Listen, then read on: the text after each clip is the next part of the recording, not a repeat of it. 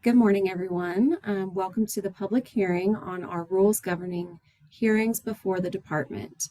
This is an official rulemaking hearing, so I will introduce myself and have our other staff introduce themselves as well.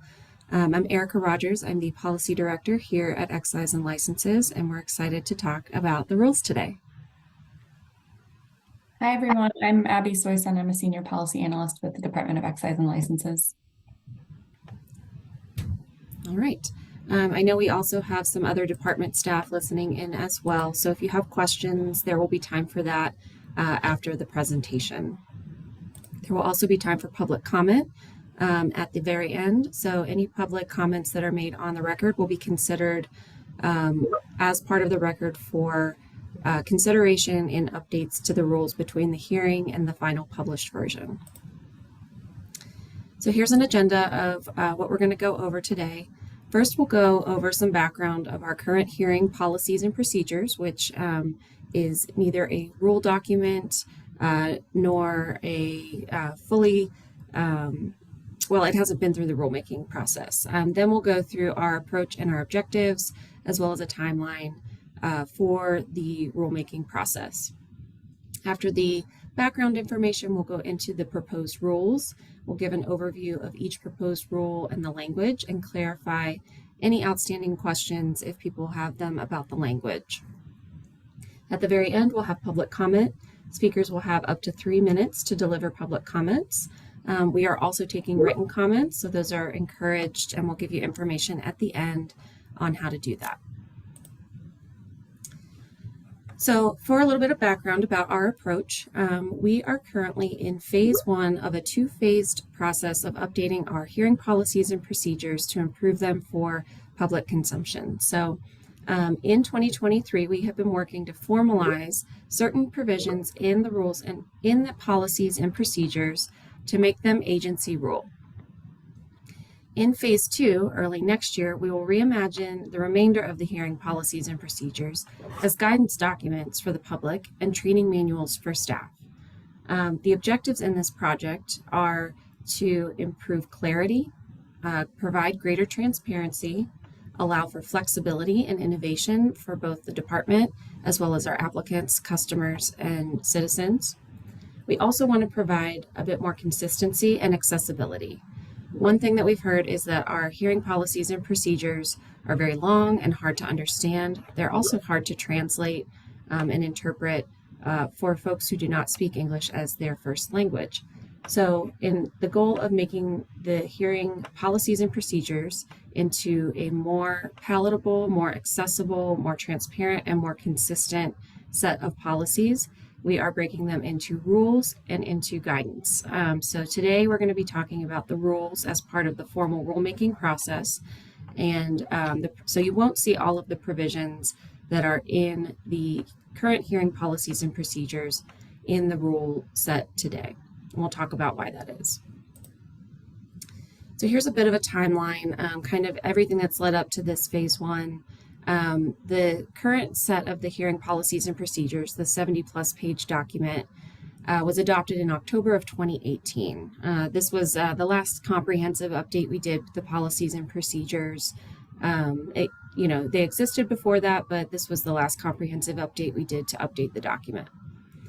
In April of 2021, we issued a department memorandum updating the hearing policies and procedures to add procedures that affect common consumption area licenses, and also that made certain temporary policies and procedures permanent regarding changes that we made for virtual hearings during the pandemic.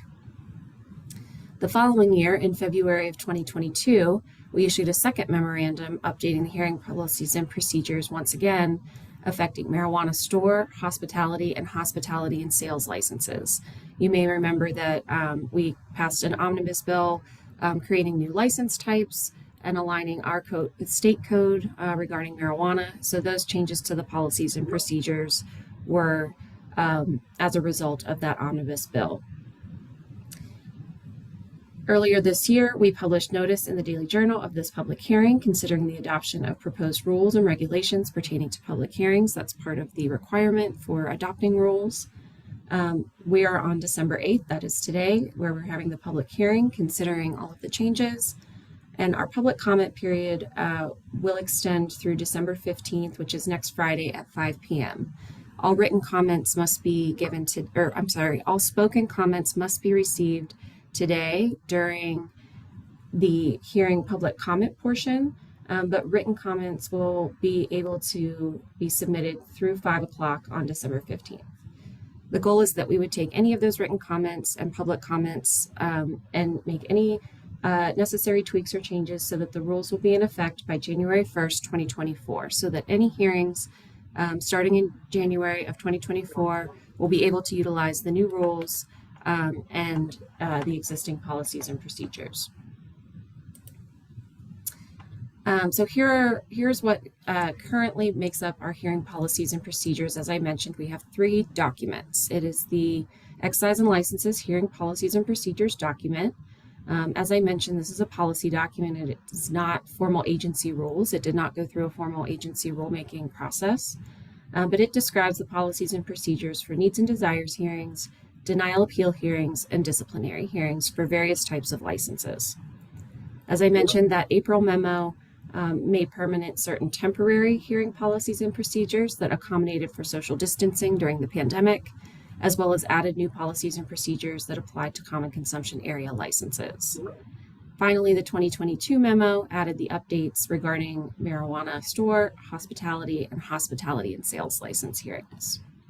So currently, all 3 documents apply, and originally our goal was to reconsolidate all of these into one memo. But as I mentioned at the beginning, looking at our goals for equity, for accessibility, for customer service, we realized it made much more sense to formalize the provisions that need to be in rule through the formal rulemaking process and allow flexibility for department policies and procedures to be updated through a guidance document system where the current document is always available online. So now we'll get into some of the specifics of the provisions in the articles of the rules. First, in Article 1, in Article 1, there are the general provisions. So you'll see things here that relate to all hearings. This is similar to a format that we have in the hearing policies and procedures document currently. However, you will not see as many provisions in the general hearings or throughout the document, throughout the rules document generally, as you see in the hearing policies and procedures. That's because, as I mentioned, we've pulled out the pieces that need to be ruled through the agency rulemaking process to include in this document. The rest of the provisions aren't going away. They will be available in those guidance documents. So in the general provisions, you'll see section 1.1, which is definitions. This will define legal terms that are used in the rules with references both to the DRMC code as well as the rules. So you'll see definitions that do not exist in our HPPs, hearing policies and procedures for denial order, order of noncompliance hearing, party, respondent, or settlement agreement, although these are terms that are used colloquially in our hearings currently. So no substantive changes to what those definitions include, but you will see them laid out in the rules now. In 1.2 covers the authority, scope, and construction. The only substantive change here is that the scope is applicable as rules rather than as policies and procedures, which again were for informal and guidance purposes only, or informational, excuse me. Section 1.3 covers representation before the department. This is also an existing section in the current policies and procedures, and it talks about representation before the department at our hearings. So anyone representing an applicant or a licensee must be a Colorado licensed attorney. An applicant or licensee who is a natural person or sole proprietor may appear on their own behalf, and RNOs may be represented by a person with written authority from the RNO president or board chair. Again, no substantive changes here, just formalizing these provisions in rule.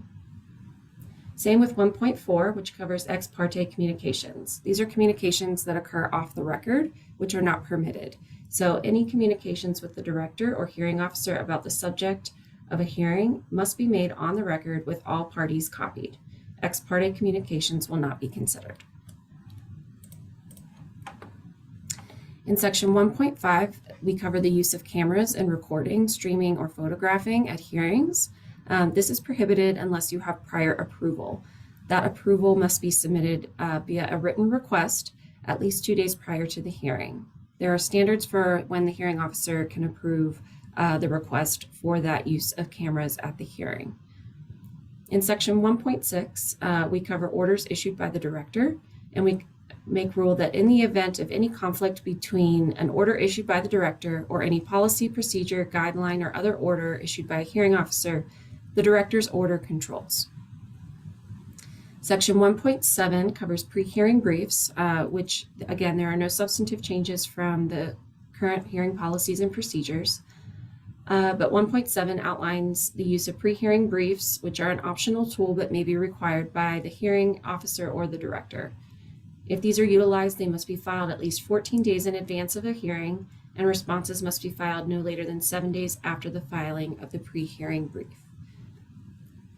Section 1.8 covers copy requests, and this clarifies in rule that the civil rules of procedure relating to discovery do not apply to these copy requests, but also states that any party may request a copy of records from the department in writing. All of the guidelines for how to do that will be delineated in the new guidance documents.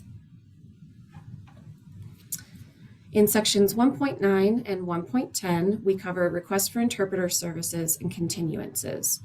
So requests for foreign language or sign language interpreters will be permitted by rule, and we will require that a party may file a motion to continue a hearing. Hearings may be continued at the discretion of the director or the hearing officer upon a showing of good cause or upon uncontested motion of the parties. We also note that if an interpreter is not available for a scheduled date, the hearing will be continued in order to provide that service. Section 1.11, it covers subpoenas. Subpoenas were an issue that were not previously covered in the hearing policies and procedures. However, we did look to certain other authorities to give us the outline of what we have the authority to do. So while we did have the authority to issue subpoenas, and you may have seen this in a particularly complex case over the years, we've formalized this in that spirit of transparency, what the process is that we follow if and when we issue subpoenas. So it also outlines in this section the requirements for a party to request the issuance of a subpoena. These requests must be submitted at least 14 days before the hearing, and any challenge or objection to the subpoena must be submitted within 7 days of service of the subpoena. The director or hearing officer may issue or quash subpoenas to require the presence of any person or the production of records at the hearing. In section 1.12, we cover a bunch of general hearing procedures. So these have been scattered through the hearing policies and procedures document, and here in the rules, they will all be consolidated in one location for general hearing procedures. This covers provisions such as all hearings are being recorded, hearing officer controls the hearings, hearings are conducted in the manner required by the department and may last no longer than 4 hours. These provisions also include provisions related to evidence. All relevant evidence is admissible, and any document in the department's official file does not become part of the record unless it is admitted as evidence at the hearing.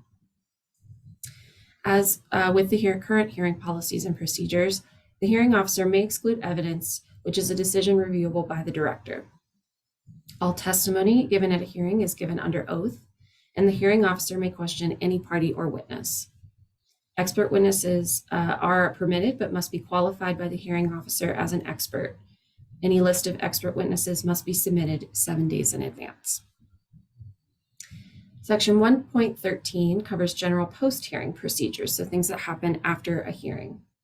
This covers our current process, and no substantive changes are here either regarding the process where a hearing officer makes a recommended decision to the director and sends it to the applicant or licensee and any party who requests it.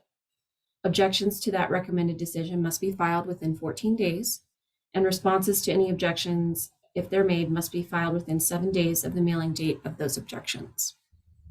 The director will issue a final decision after reviewing the recommended decision, objections and responses, the entire record, and any other pertinent information.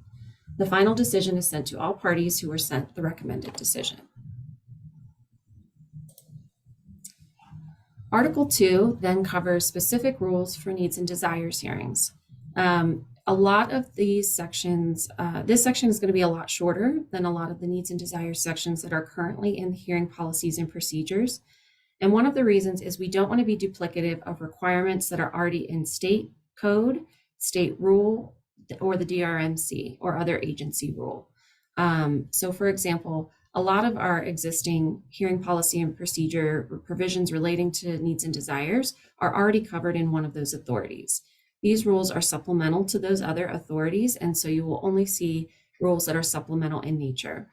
However, when we design the guides for public use, we will reference all of the authorities that are relevant for needs and desires hearings so that a participant will understand where to look for what types of information that pertain to that needs and desires hearing. So just because you might not see them in this rules document doesn't mean they're leaving or ineffective. They are still have the power of law, whether they're in the state code, state rule, or the DRMC, or these hearing rules, and they'll all be consolidated in the guides for our customers. That said, in Article 2, you'll see rules relating to posting signs, petitions, neighborhood witness requirements, and the effect of a failure to appear. Section 2.1 covers posting signs and notification requirements and the effect of failure to comply with those notification requirements. Section 2.2 lists our rules about petitions, which must be on forms provided by the department. There are no substantive changes here to the provisions relating to petitions. Section 2.3 covers the neighborhood witness requirement and states that any applicant or licensee must present at least one neighborhood witness to testify on the reasonable requirements of the designated area and the desires of its adult inhabitants for the license. Again, this is not a substantive change. Section 2.4 covers and clarifies what the effect of a failure to appear at the hearing is. So a failure to appear at a needs and desires hearing may result in the hearing being vacated and the application being denied. If an applicant or licensee fails to appear and there is no opposition, the hearing officer may recommend that the application be withdrawn rather than denied. Article 3 covers rules for application denial appeal hearings. So if an application has been denied and the applicant submits a petition for appeal, Article 3 covers provisions specific to those appeal hearings. Again, you may see fewer provisions here in the rules than were in the previous hearing policies and procedures, but again, all forms of authority will be collected and cited in the guidance documents. Section 3.1 covers the petition for appeal itself, and it describes the process by which an applicant or licensee whose application or renewal application has been denied without a public hearing may appeal that decision. If the petition for appeal is granted, a hearing will be scheduled. That petition must be submitted within 10 days of the mailing date of the denial order and must include the payment of a $150 fee. However, that fee is refundable if the denial order is withdrawn. Sections 3.2 and 3.3 cover the burden of proof and the order of presentation at denial appeal hearings. The applicant or licensee has the burden of proving by a preponderance of the evidence that the application should not be denied or should not have been denied. The applicant or licensee first presents their evidence in support of the application. Any party will then have the opportunity to introduce evidence against the petition for appeal. Section 3.4 covers the withdrawal of the petition for appeal. So an applicant or licensee may submit a request in writing to the director or hearing officer to withdraw their petition for appeal at any time. Upon approval, the petition will be considered withdrawn and the denial order will be treated as the final decision and final agency action. Section 3.5 covers the effect of a failure to appear, which is that failure to appear at a scheduled hearing on a denial order will result in the petition for appeal being deemed withdrawn and the denial order will be treated as the final decision. Article 4 covers rules for disciplinary hearings, colloquially known as show cause hearings. Section 4.1 covers the burden of proof, which is the city's burden of proof by proving by preponderance of the evidence that the licensee has committed a violation. Section 4.2 covers order of presentation. The city will first present evidence establishing the existence of a violation, and the licensee then has the opportunity to introduce evidence in its defense. The city has the option to present a rebuttal, and the parties may present evidence and argument about appropriate penalties at this hearing. This is not, again, a substantive departure from current existing procedure, but these will be formalized through this rulemaking process. Section 4.3 covers the recommended decision, and Section 4.4 covers the final decision. As is our current practice, the hearing officer makes a recommended decision as to whether a violation has taken place, and the director determines the penalty. After considering the recommended decision, the record, and all filings, the director shall issue a final decision and determine an appropriate penalty, if any. Section 4.4 and 4.5 cover provisions relating to settlement agreements. 4.4 covers the settlement agreements themselves, and 4.5 covers failure to comply with an order accepting a settlement agreement as a result of a show cause disciplinary hearing. So the respondent and the city attorney may enter into a settlement agreement to resolve any disciplinary matter without a hearing. Settlement agreements must be submitted prior to 24 hours before a hearing. And if they are submitted within 24 hours of a hearing, they will not be accepted by the director. The director has the sole discretion to accept or reject a settlement agreement. And if accepted, the director will issue an order accepting a settlement agreement, which constitutes a final agency action. If the settlement agreement is rejected, the director will issue an order and reschedule the hearing. If after an order accepting settlement has been issued, if the director finds that the respondent has violated any term or condition of a settlement agreement during their suspended sentence, the director may issue an order of noncompliance to the respondent, setting for the violation and the dates of suspension. The respondent may submit a written request for an order of noncompliance appeal hearing within 10 days of the order. At that hearing, the city would have the burden of proving by a preponderance of the evidence that the violations occurred. And if the violations are found to have occurred, the suspended sentence will be imposed. Section 4.6, as with other sections, lists the effect of a failure to appear.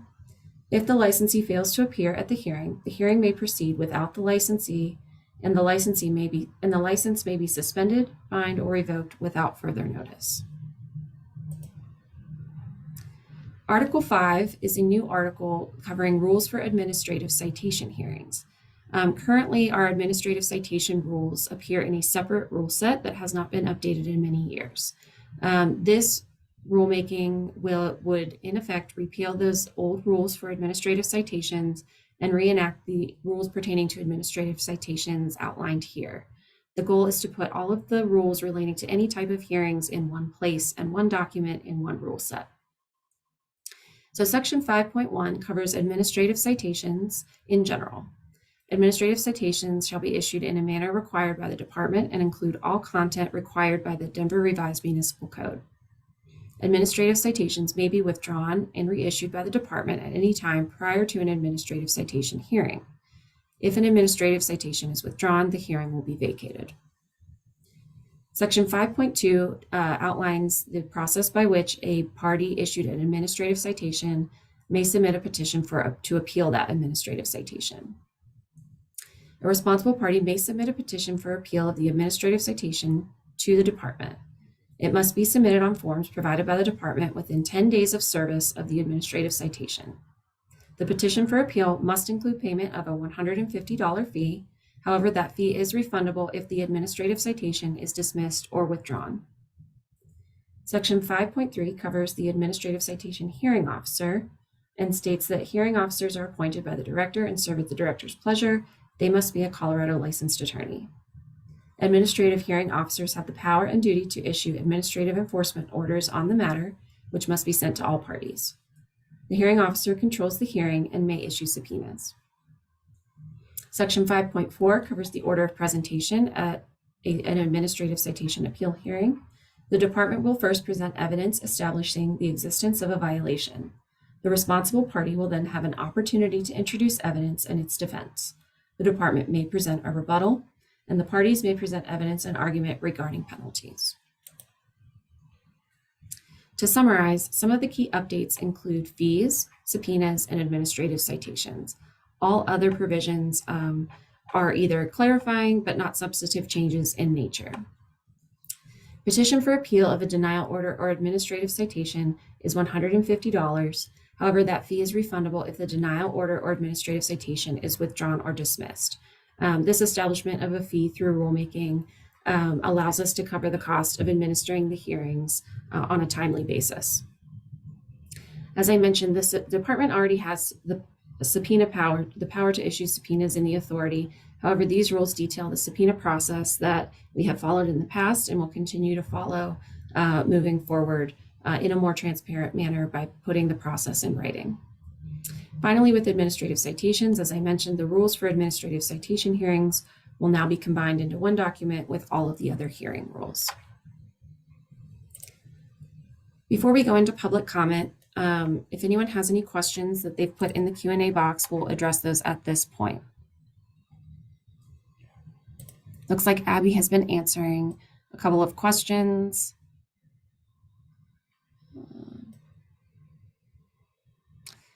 One question is from an RNO member who asked about the definition of party and whether it should include an RNO. As Abby mentions in her comment, section 1.1 subsection 10 defines party as the applicant, licensee, respondent, the city attorney, and the city. In a needs and desires hearing, the term also includes known parties in interest who participate at the hearing. In an administrative citation hearing, the term also includes the department and the responsible party. Section 1.1 subsection 11 includes the definition of party in interest, which does include registered neighborhood organizations. We also have a question about notification. Who gets notified for temporary licenses and special event licenses? I think we've got our, we have our attorneys available to help us answer questions. Reggie or Genevieve, are you able to provide an answer for this question?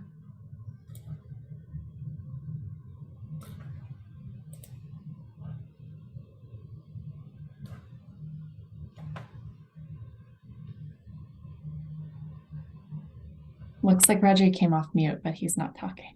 Uh-oh, hopefully it's not a sound issue. We might have a sound issue. We'll come back to that one. Okay. Can you guys hear me now? Oh, yes. Yes. Okay, sorry about that. So nothing in our ordinances would change anything, or nothing in these rules change any of our ordinance requirements for notification. The rules, I believe that these rules are really just meant to cover the hearing process, not matters like not additional requirements or not adding additional requirements from those that might be in chapter 12 of our ordinance that lists what folks are supposed to be notified for, or any state or other ordinance provisions that do require notice. So those provisions will govern, those ordinance or statutory provisions will govern on notice requirements. Thank you, Reggie. I think that answer also applies to another question that was asked to identify conditions requiring hearings. It would be good to see when needs and desires or disciplinary hearings are required. Again, those are triggers that live in other provisions and other authorities. So even though they're not restated here in these agency rules, they will be collected and restated for a more holistic view in our guides.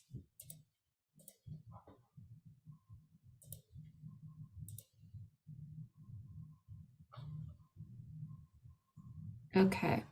I think those are all of the questions we received in the Q&A box. If you have additional questions before you'd like to submit written public comments, you can email those to licenses@denvergov.org and we will respond immediately. So now we'll move into the public comment portion of the hearing. So a few housekeeping items. To make a public comment, please use the raise hand feature to indicate that you would like to make a public comment. The meeting host will promote you to a panelist so that you can unmute yourself and enable your video if you choose. Please introduce yourself and who you represent, and please limit your comment to 3 minutes. At this point, I will go to the participant list and see if anyone has their hand raised in order to make a public comment. You can find that hand raise feature at the bottom of your screen if you click on reactions on the bottom toolbar there, and it'll have an option to raise your hand. Or if you love everything we said, you can click the heart icon. Okay, Don has his hand raised, so Don, I'm gonna promote you to a panelist so that you can speak. Just 1 minute.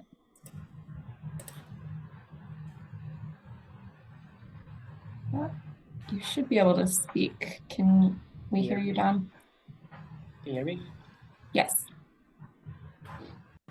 Well, thanks for going through this with us. I just, as you know, I attend quite a few hearings, and it sounds like this particular document is only covering how hearings are being handled, because I think I've got a lot of questions about maybe some rules that are outside of this document. But with respect to the hearings themselves, I know that there's been oftentimes some confusion over the role of the RNO and when the RNO should say something and whether the RNO should be a witness for the applicant or say something independently of the applicant. Is there any guidance or clarity around, when, like the order of when an RNO should speak and whether it should be on behalf of the applicant or the city or neither? So Don, that is a question that is outside of the scope of this rulemaking hearing. If you'd like, we can set up some time. We are going to be doing some public outreach on the guidance documents to ensure they contain information that's helpful. So that might be a good issue to raise at that time in early next year. Oh, okay. All right. Thanks.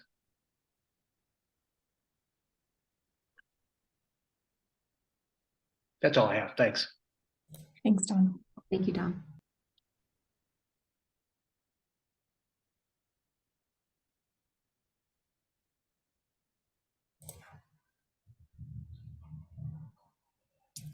I don't see any other hands raised for public comment.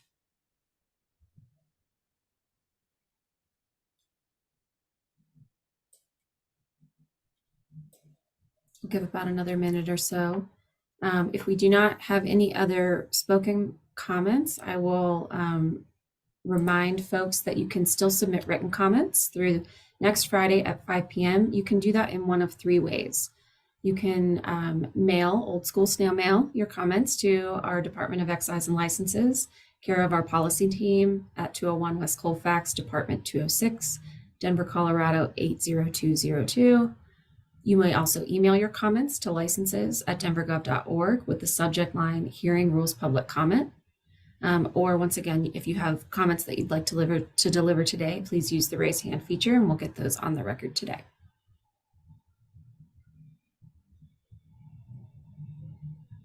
Okay. Seeing no additional hands raised, I think we'll close the public comment at this time. And that's the end of our presentation. Thank you everyone for attending, and we look forward to reading any written public comments that you submit. And this presentation will be on our public hearings website today or possibly Monday. Yes. Abby did drop the link to that website in the Q&A box in regard to Samantha Walsh's question. So if you need that link, feel free to reach out to us and we'll make sure we get it to you. All right, thanks everybody. We'll be ending the recording and the hearing at this time at 9:37 on December 8th.